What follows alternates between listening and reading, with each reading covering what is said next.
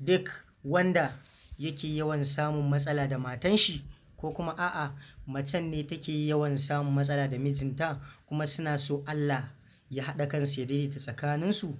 to sai a bari idan an zo wajen mu'amalan aure wato zamantakewan aure saduwa kenan, to sai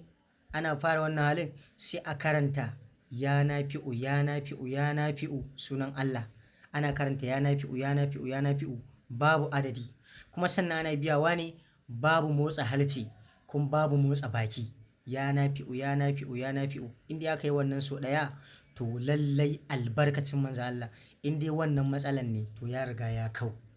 ya riga ya ƙare. Haka na ji daga bakin maulan mu rigirgi na annabi Muhammadu sallallahu alaihi wasallam, sabidda mene sirri ne tatacce kuma mai girma, dukkanin sirrin da ya fito da hannunsu wallahi mujarrabun ne, sirrin kusfa kenan. Duk wanda yake yawan samun matsala da matan shi, ko kuma a'a macen ne take yawan samun matsala da mijinta kuma suna so Allah ya haɗa kansu ya daidaita tsakaninsu, to sai a bari idan an zo wajen mu'amalan aure wato zamantakewan aure saduwa kenan, to sai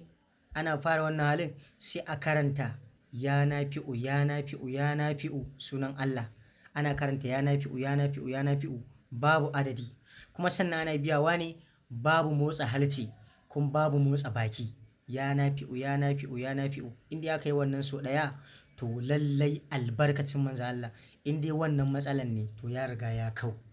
ya riga ya ƙare. Haka na ji daga bakin maulan mu rigirgi na annabi Muhammadu sallallahu alaihi wasallam, sabidda mene sirri ne tatacce kuma mai girma, dukkanin sirrin da ya fito da hannunsu wallahi mujarrabun ne, sirrin kusfa kenan.